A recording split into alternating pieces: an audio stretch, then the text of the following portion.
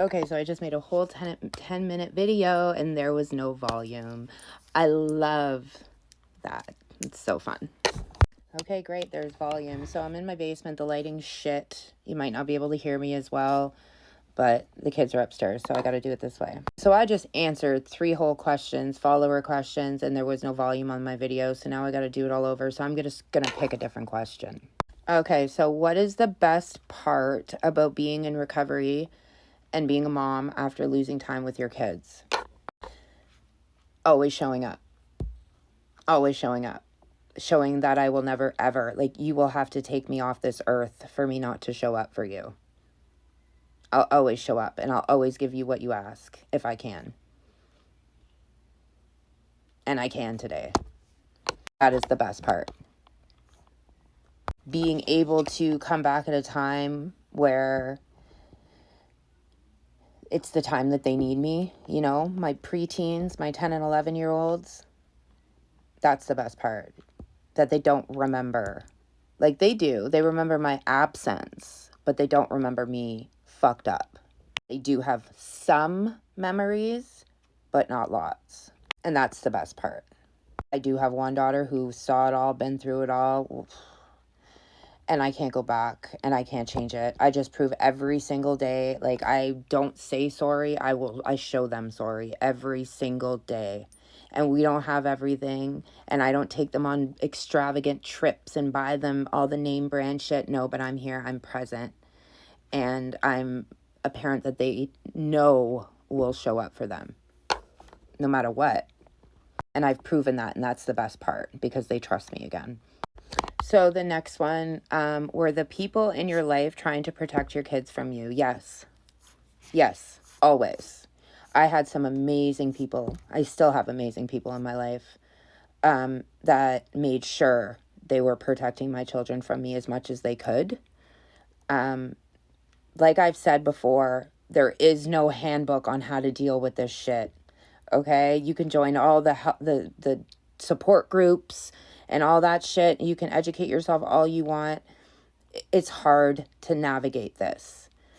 So the one thing that my parents never did was not let me see them. They always let me see them, and they always made it so I could see them. Always. Supervised, but I always saw them. My son's mom, she never said no as long as it was supervised. I will never be able to repay people for what they did and how much they protected them from what was going on. There were mistakes that were made, but like I said, everybody was doing this shit for the first time and nobody really knew what to do. So that's the one thing that I'll always be grateful for is they protected my kids. 100%. So what motivated you to fight for your kids and get clean? Selfishness. When I got arrested for all those crazy charges, my lawyer said, you can beat this if you get better. After she knew that I was an addict and what we were doing and the story, and she was like, you can beat this if you get better. If you do all the programming while you're in jail and you stay out of trouble while you're on bail, you can beat this. But if you do what you were doing, you're going to end up sitting there till trial. So I had a 2-day bail hearing, and I was really able to advocate for myself. And that's why I say that because I was able to advocate for myself and I'm articulate in the way I do it, the judge straight up said, she sounds like she's got a good head on her shoulders. And at that point, sitting in the bucket for almost 6 months, I was clear-headed and I was ready to get the fuck out of jail. And I was going to do and say whatever I could to get the fuck out of jail. Even though the Crown was comparing me to, violent PIMPs in Southern Ontario, I was able to get out, and I didn't get in trouble afterwards, and I still haven't got in trouble. I'm off everything. Probation is done. House arrest. I spent house arrest for a year. All that shit is over, and I didn't have one bump in the road. That's not answering the question, though. But that was the motivation. I lost my children, and I didn't want to get clean. I was selling my body, and I didn't want to get clean. I had hurt every single person who loved me, and I still didn't want to get clean. I hit every single rock bottom imaginable, and I kept digging and didn't want to get clean. The minute the Crown said, when I got that screening form and I found out that the Crown was asking 5 years in the pen, I went, Pookie, I'm too cute for that. No fucking way in hell.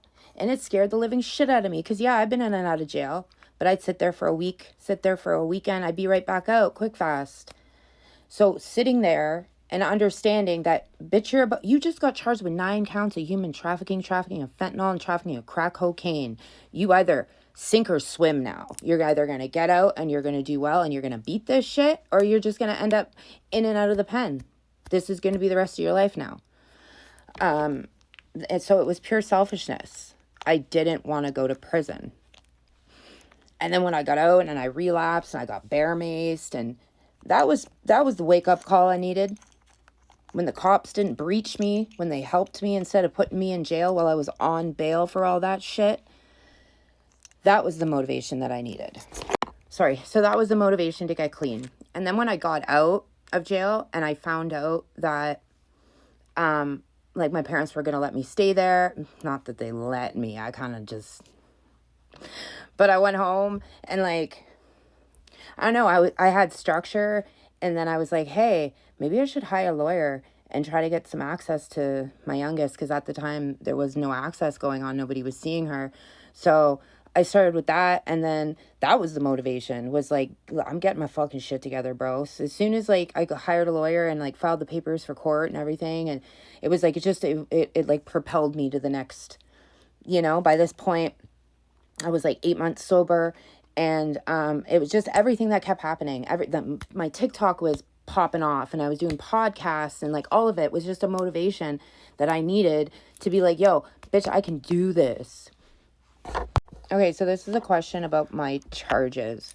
Do you think the system misunderstood what you were doing, and do you regret being in that industry? So I can't regret any of it. I don't have regrets. Like, none of it is my regrets. I mean, none of it I can't. Nothing. If I didn't experience what I experienced, I wouldn't be where I am today. And there's just, I wouldn't have, my best friend wouldn't have her child. So I can't regret anything. Because I went through what I went through, I can help people today not go through what I went through.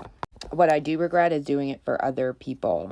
When I didn't want to do it, I wasn't doing it just for me. I was doing it for others. That was one of the biggest regrets, because that's some fucked up shit. And do you think that the system misunderstood what you were doing? I think the person who accused me of trafficking her didn't understand what was, like, I don't even know. I honestly don't even know. There were a lot of there were untruths in the story. Nobody was ever forced to do anything. How it started was, like, there was a bunch of girls, and we were all doing that, and she asked to do it too. She said she had experience in doing it, that, make an ad for her, she was willing, ready, and able. There was nothing like that at all. I was helping other girls make money. So that's all it was. That literally is all it was. It was a bunch of girls that were making money to make money for drugs. That is it. There was no, she had said in the disclosure that I withheld medication. I didn't know she was on medication. I never once said she didn't have to leave. I asked her to not do things that she was doing in the elevator. And I did get mad at her and threaten her, because she talked to the police. But other than that, absolutely fucking not. Like, I couldn't even lock my door. I didn't have a key for it. Nothing she said even made any sense. A lot of the dates and times that she said things were going on, they weren't there. Like, it was documented that none of that was happening. Like, we were seen on camera everywhere. So a lot of it just were untruths. And I think because I was a female and because of the initial accusations, they made it a complete example of me. Also because of who I was connected to, and because of their charges and convictions, they made a total example to me of me, like I was like taking over for this person while they went to prison. Like the whole thing was not accurate whatsoever, but I don't want to go into detail.